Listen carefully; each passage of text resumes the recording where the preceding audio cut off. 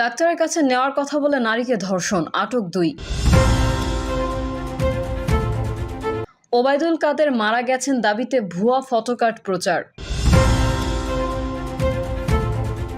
ওসির বাড়ি থেকে গরু নিয়ে গেল ডাকাত দল। এবং সর্বশেষ জানাবো শৃঙ্খলা ভঙ্গে জিরো টলারেন্স বিএনপির, শুদ্ধি অভিযান অব্যাহত। এতক্ষণ শুনছিলেন সংবাদ শিরোনাম, এবারে বিস্তারিত। তবে তার আগে অনুরোধ থাকবে আমাদের চ্যানেলটি সাবস্ক্রাইব করে বেল আইকনটি ক্লিক করুন। ডাকাতের কাছে নেওয়ার কথা বলে নারীকে ধর্ষণ, আটক 2।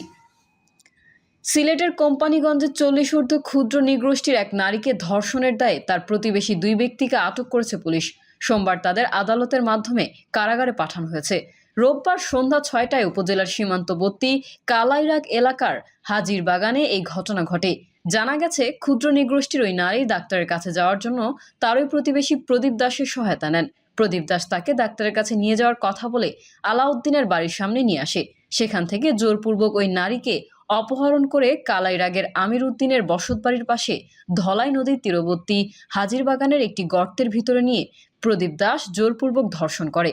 আলাউদ্দিন তাকে ধর্ষণ করতে চাইলে তাদের চোখে মুখে বালু ছিটিয়ে সেখান থেকে পালিয়ে যান ওই নারী। পরে তিনি থানায় তাদের দুজনের বিরুদ্ধে অভিযোগ দায়ের করেন। অভিযোগ পেয়ে রাতেই পুলিশ অভিযান চালিয়ে তাদের আটক করে। কোম্পানিগঞ্জ থানার ওসি উজায়ের আল মাহমুদ আদনান ঘটনার সত্যতা নিশ্চিত করে বলেন, ধর্ষণের সঙ্গে জড়িত 2জনকে আটক করে আদালতে পাঠানো হয়েছে।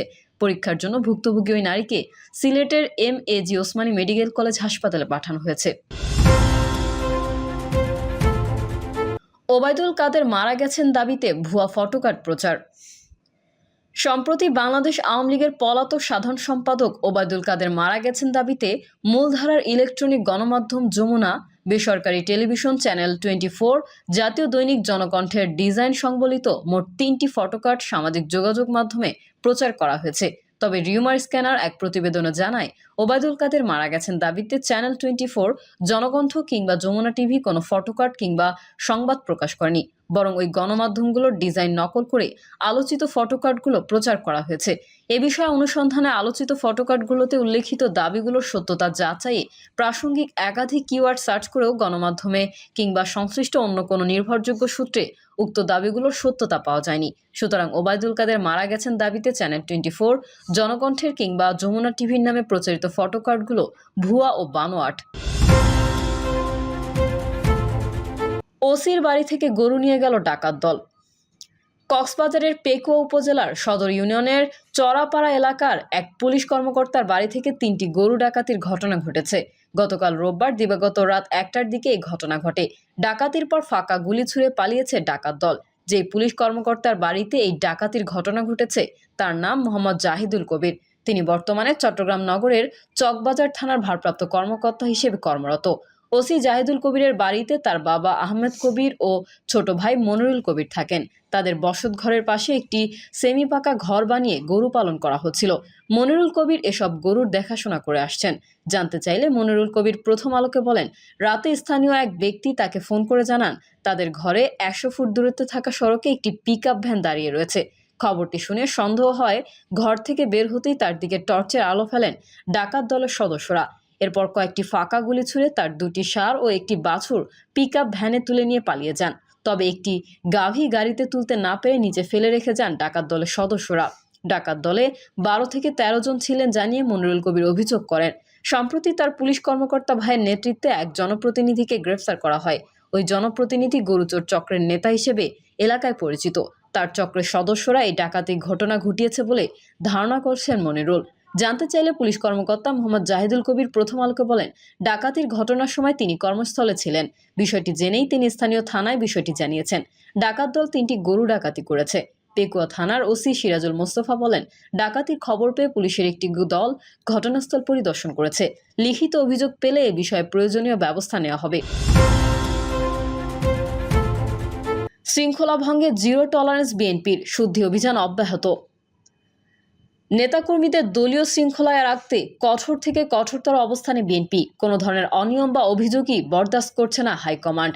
সাংগঠনিক প্রতিযোগিতার জেরে অভ্যন্তরীণ বিরোধ থেকে যেন কোনো ধরনের মারামারি না হয় সেদিকে যেমন নজর রাখছে শীর্ষ নেতৃত্ব, তেমনি আর্থিক কোনো ঝামেলা বা কেলেঙ্কারিতে যেন কেউ না জড়ায় সেই বিষয় দিয়েও দেওয়া হচ্ছে কড়া বার্তা। রাজনৈতিক বক্তব্য বিবৃতিতে কেউ যেন কোনো উস্কানি না ছড়ান বা বেফাস কিছু না বলেন সেজন্য করা হচ্ছে হুঁশিয়ারি। এক্ষেত্রে ব্যত্যয় ঘটলে দেওয়া হচ্ছে শোকজ নোটিশ।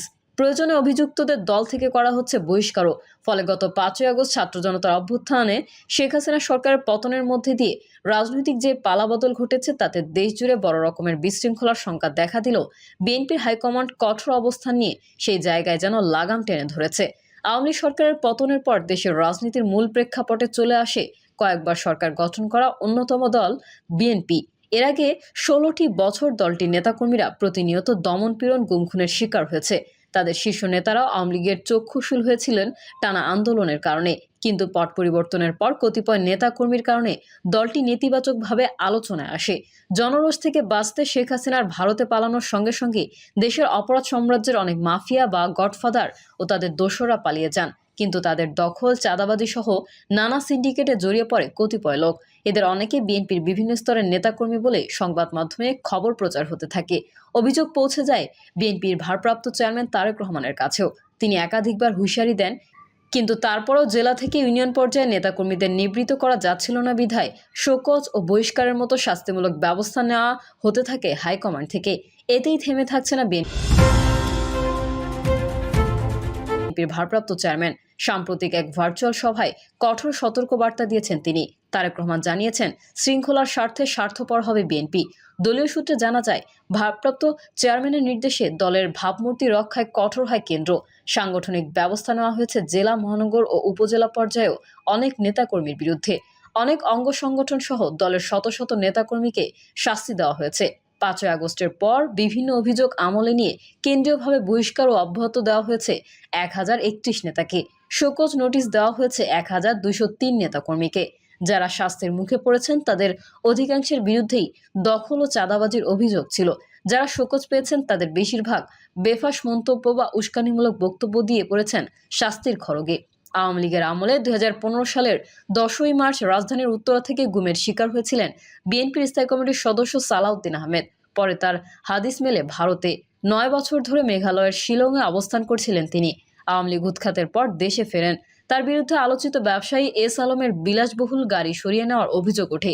এ ঘটনায় তাকে শোকজ করে বিএনপি। একই ঘটনায় চট্টগ্রামে বিএনপির দক্ষিণ জেলা শাখার আহ্বায়ক সহ স্থানীয় 3 নেতার বিরুদ্ধেও অভিযোগ ওঠে। সেই কমিটিও বাতিল করে দেয় বিএনপি। 2024 সালের 15ই আগস্ট নাটোরে দলীয় আদর্শের পরিপন্থী বক্তব্যের অভিযোগ ওঠে রুহুল কুদ্দুস তালুকদার দুলুর বিরুদ্ধে। তাকে দল থেকে শোকজ করা হয়। এই অভিযোগের জন্য শাস্তিও পান দুলু।